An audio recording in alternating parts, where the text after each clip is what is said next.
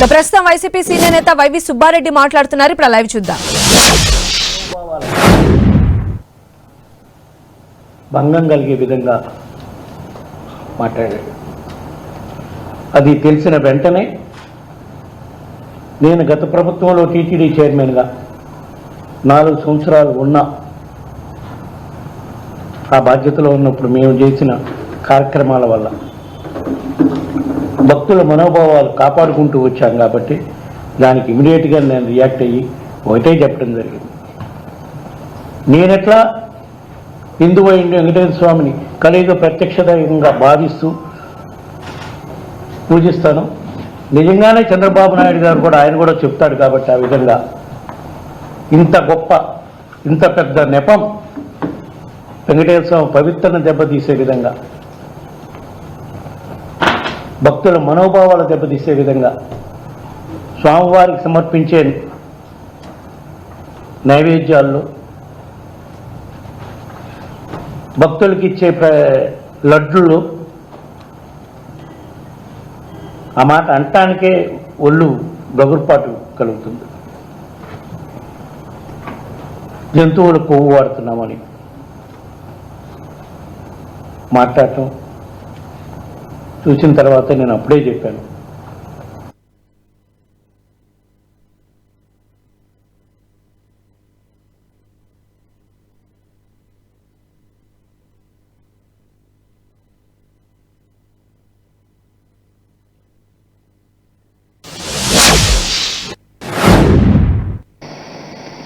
మాట్లాడటం చూసిన తర్వాత నేను అప్పుడే చెప్పాను.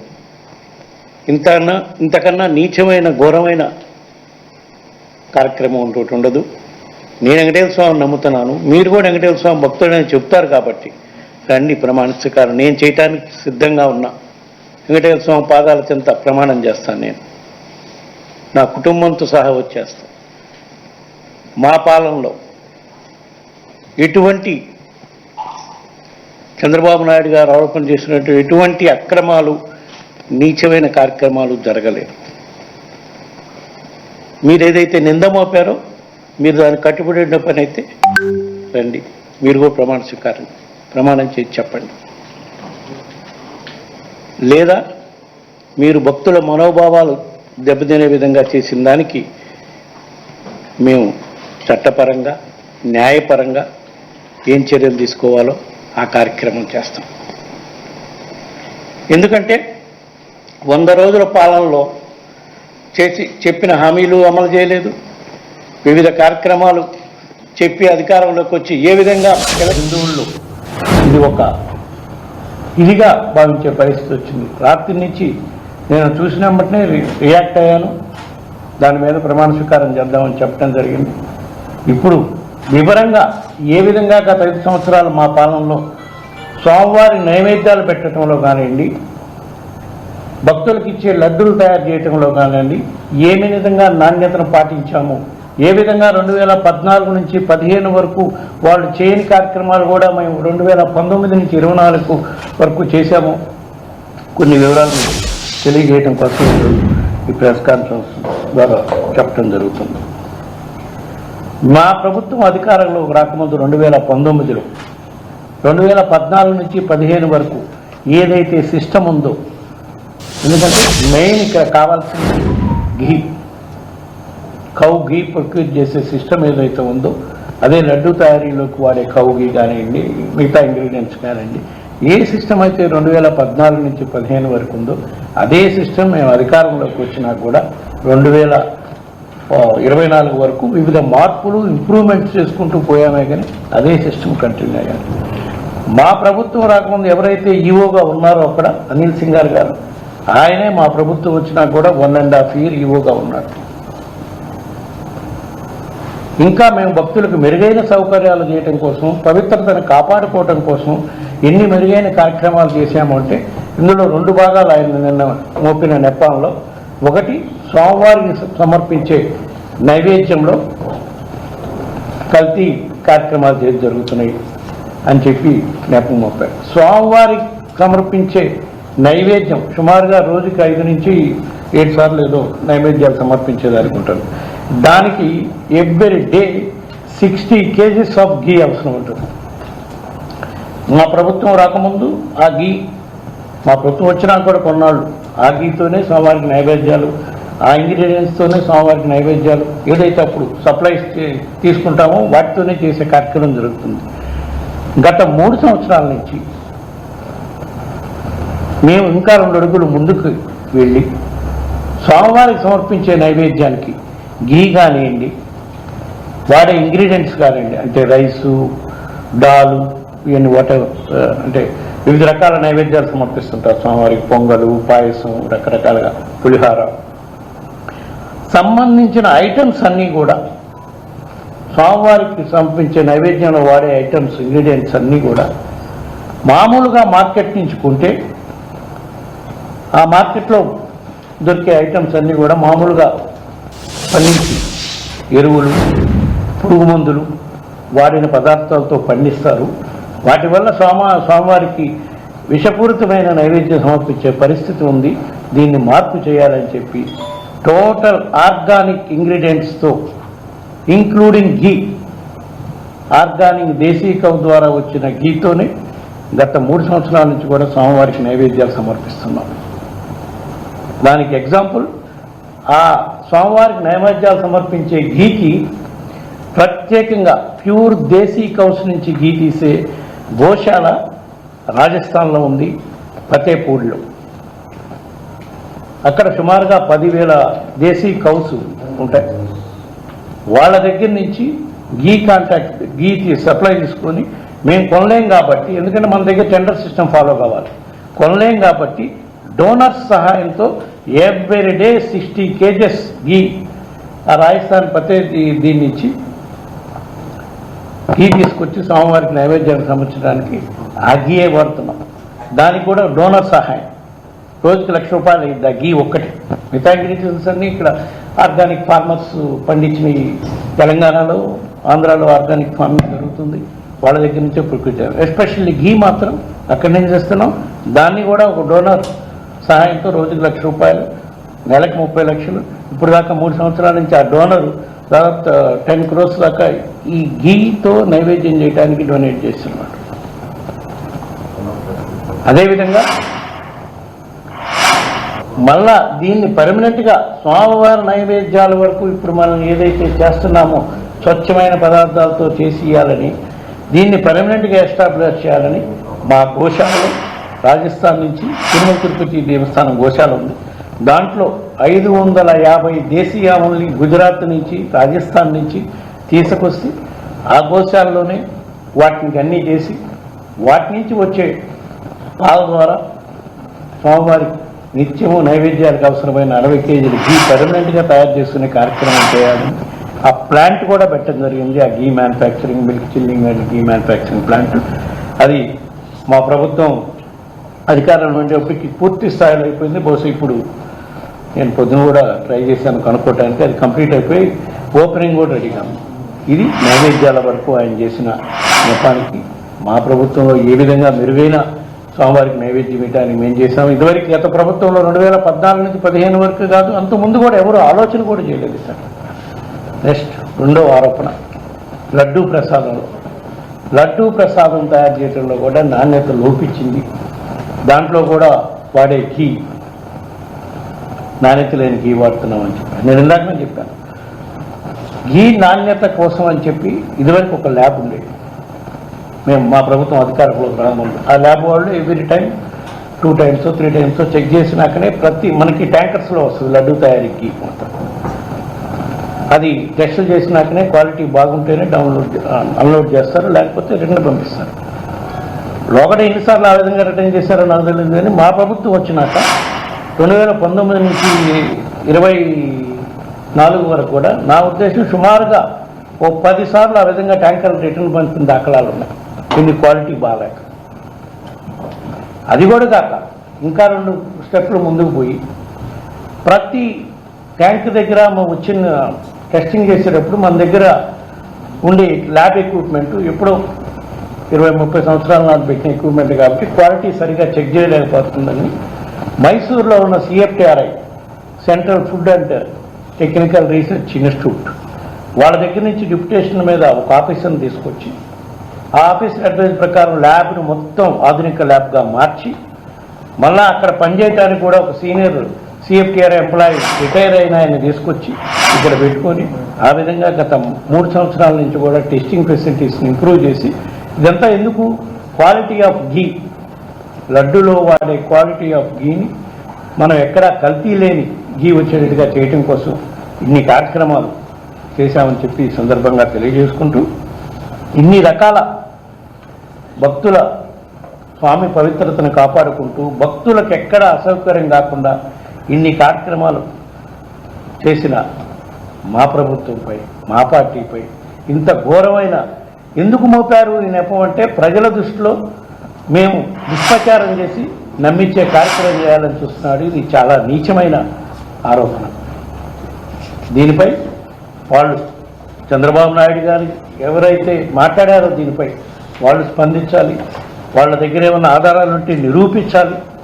లేకపోతే తప్పకుండా దీనిపై డిఫామేషన్ కేసెస్ దానికి అన్ని విధాల ఏర్పాట్లు చేస్తాం. ఇక్కడేదో మన హైకోర్టులోనో ఇంకో హైకోర్టులోనే కాకుండా, ఎందుకంటే స్వామివారి భక్తులు ప్రపంచవ్యాప్తంగా ఉన్నారు కాబట్టి దీన్ని అవసరమైతే సుప్రీంకోర్టులో కూడా దీనిపై కేసేసే కార్యక్రమం చేస్తామని చెప్పి ఈ సందర్భంగా తెలియజేస్తారు. ఇవే కాదు, ఇట్లా ఆరోపణ చేసేదానికి ఆలోచిస్తున్నారు. కానీ గత 5 సంవత్సరాల్లో మా ప్రభుత్వం చేసిన మెరుగైన కార్యక్రమాలు తిరుమల తిరుపతి దేవస్థానంలో ఎన్నో ఉన్నాయి.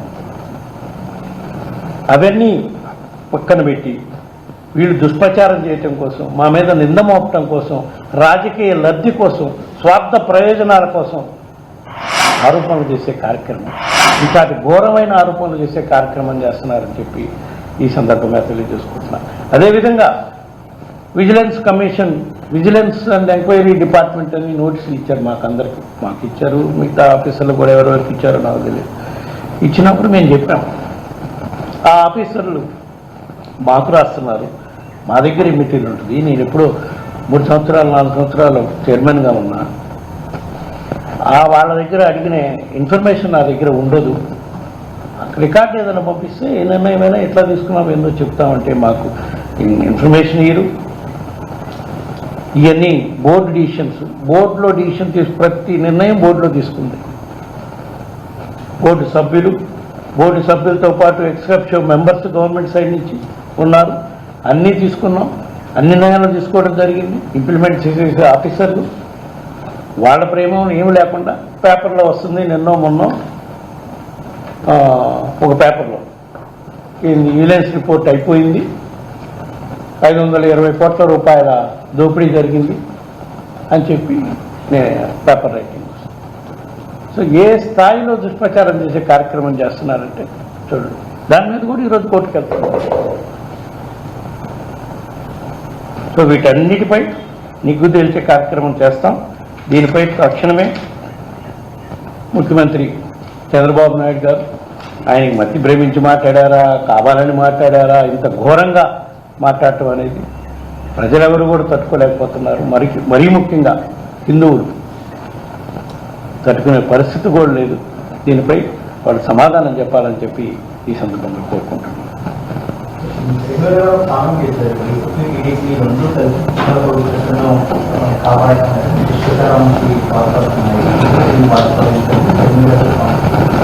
నింద వేసింది ఎవరు? ఆయన అడుగు. మమ్మల్ని ఎందుకు కలుపుతున్నారు? నింద వేసిన వాళ్ళని అడగండి. ఆయన ఏ ఎంక్వైరీ కావాలన్నా ఇవ్వండి. నేను ఛాలెంజ్ చేస్తున్నా కదా, ఏ ఎంక్వైరీ కావాలన్నా వేసుకోమనండి.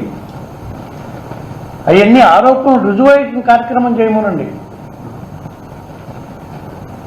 మనం మాట్లాడే ప్రతి మాట రాజకీయంగా అయితే ఎన్నో మాట్లాడుకోవచ్చు.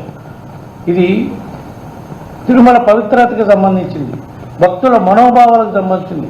అది కొంచెం ఆలోచించుకొని మాట్లాడాలి అని చెప్తుంది. నేను కూడా ఇంక రాజకీయంగా చాలా మాట్లాడవచ్చు.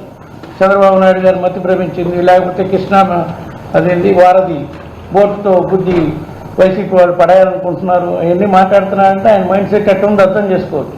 ఇప్పుడు ఇది చూసినాక ఇంకా పూర్తిగా అర్థమవుతుంది. అవన్నీ మాట్లాడదలుచుకోవచ్చు. ఎందుకంటే ఇది చాలా తప్పు ఆయన మాట్లాడేది. ప్రజల మనోభావాలకి, భక్తుల మనోభావాలకు సంబంధించిన అంశం కాబట్టి దాని వరకే నేను రియాక్ట్ అవుతాను.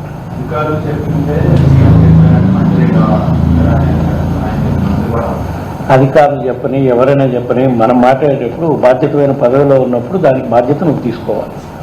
మాట్లాడింది నువ్వా అధికారా? నేను ఎందుకు బాధ్యత తీసుకొని చెప్తున్నాను? నేను 4 సంవత్సరాలు చైర్మన్గా ఉన్నా కాబట్టి నేను బాధ్యత తీసుకుంటున్నా. ప్రూవ్ చేయండి నేను చెప్తున్నా కదా. ఇటువంటి నీచమైన కార్యక్రమం తిరుమల తిరుపతి దేవస్థానాలు మా ప్రభుత్వం అధికారంలోకి వచ్చినాక ఎప్పుడు జరగలేదు. 5 సంవత్సరాలు ఛాలెంజ్ కాస్తున్నాను నేను. చంద్రబాబు నాయుడు గారిని రమ్మనండి, రుజువు చేయమనండి. ఆయన అధికారంలో ఉన్నాడు. ఏ ఎంక్వైరీని వేసుకోమనండి. కూటమి ప్రభుత్వం, ఢిల్లీలో కూడా వాళ్ళదే ప్రభుత్వం, ఏ ఎంక్వైరీని వేసుకోమనండి. మేము రెడీగా ఉన్నాం. లేని పక్షంలో మేము న్యాయ పోరాటానికి సిద్ధమవుతాం తప్పకుండా. ఎందుకంటే 2 కారణాలు. రాజకీయ లబ్ధి కోసం కాదు, తిరుమల పవిత్రతను కాపాడటం కోసం మేమంతా మెరుగ్గా సేవ చేశాం. అదేవిధంగా ప్రపంచవ్యాప్తంగా ఉన్న హిందూ భక్తుల మనోభావాలు దెబ్బతినే కార్యక్రమం జరుగుతుంది కాబట్టి దీన్ని తెలియజేయాల్సిన అవసరం మాపై. దానికోసమే న్యాయస్థానానికి పోయి వేసేసే కార్యక్రమం కూడా చేస్తాం. అవసరమైతే డిఫమేషన్ కేసు కూడా వేసే కార్యక్రమం చేస్తాం.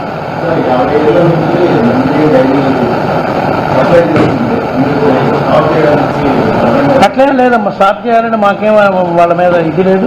2014 నుంచి 15లో కూడా కొన్నిసార్లు వాళ్ళు సప్లై చేసేవాళ్ళు, కొన్నిసార్లు సప్లై చేయరు నందిని డైరీ. ఎందుకంటే అది కర్ణాటక ఫెడరేషన్కి సంబంధించి. మా ప్రభుత్వం అధికారంలోకి వచ్చినాక కొన్నిసార్లు వాళ్ళు సప్లై చేశారు. అంటే పేర్లు వాటి జోలికి పోవడం అనేది టెండర్ సిస్టమ్. నేను ట్రాన్స్పరెన్సీగా పోవాలని టెండర్ సిస్టానికి డిబేట్గా వస్తున్నాను. వాళ్ళు టెండర్ సిస్టంలో పార్టిసిపేట్ చేయడానికి కొంత ఎస్టేట్ చేశారు. దానికి కారణం వాళ్ళు చెప్పిన కారణాలు, వేరే కారణాలు ఉన్నాయి. అవన్నీ ఇప్పుడు మనం మాట్లాడుకోవడం కరెక్ట్ కాదు. బట్ సప్లయర్స్ ఎవరు అనేది కాదు, మనకి నాణ్యమైన ఘీ వస్తుందా రాదా, నాణ్యమైన ఘీ సప్లై జరుగుతుందా లేదా. ఇండియాలో పాటు నందిని నాణ్యమైనది సప్లై చేయడం అట్లా ఏం లేదు. నేను టెండర్లో పార్టిసిపేట్ చేస్తే తీసుకోవడానికి మేము రెడీగానే ఉన్నామని చెప్తున్నాను. వాళ్ళు టెండర్లో పార్టిసిపేట్ చేయలేదు. 1 సారో 2 సార్లు పార్టిసిపేట్ చేశారు. మా ప్రభుత్వం వచ్చినప్పుడు కూడా కొన్నాళ్ళు సప్లై చేశారు. మేమేం వాళ్ళని టెండర్లో పార్టిసిపేట్ చేయొద్దని కానీ బ్యాన్ కానీ ఏం చేయలేదు. కాకపోతే మిగతా సప్లైస్తో కాంప్లీట్ చేయలేకపోయారు కొన్నిసార్లు.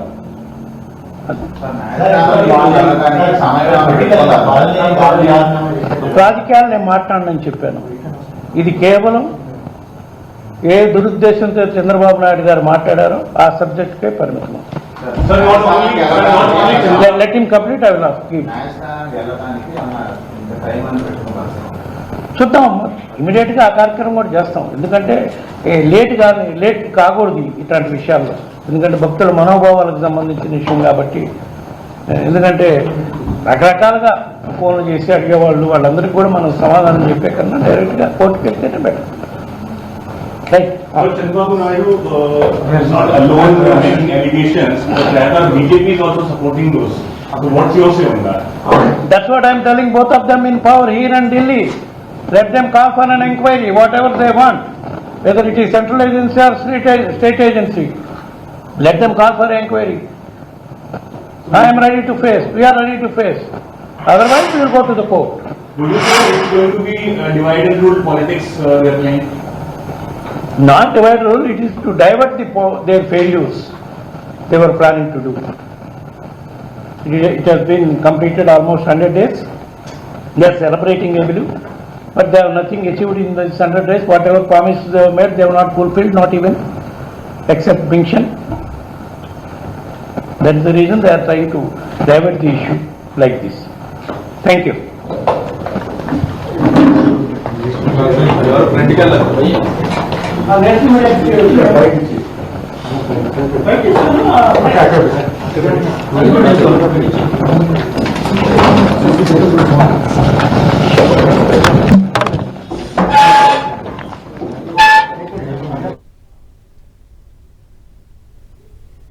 సో తిరుమలలో లడ్డు వివాదానికి సంబంధించిన ఇష్యూ అటు టీడీపీ వైసీపీ మధ్య మాటల యుద్ధానికి దారితీస్తోంది. మనం చూసాం నిన్న చంద్రబాబు చేసినటువంటి వ్యాఖ్యలను ఖండిస్తూ ఉన్నారు టీటీడీ మాజీ చైర్మన్గా ఉన్న వైవి సుబ్బారెడ్డి.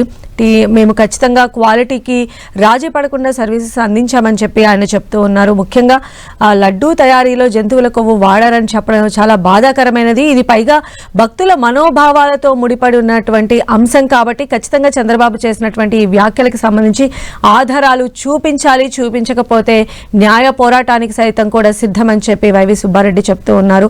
పైగా ఎలాంటి విచారణ అయినా చేసుకోండి, ఎలాంటి కమిటీలనైనా వేసుకోండి అని చెప్పి కూడా ఆయన ప్రభుత్వానికి సవాల్ విసురుతున్నటువంటి పరిస్థితి కనిపిస్తోంది.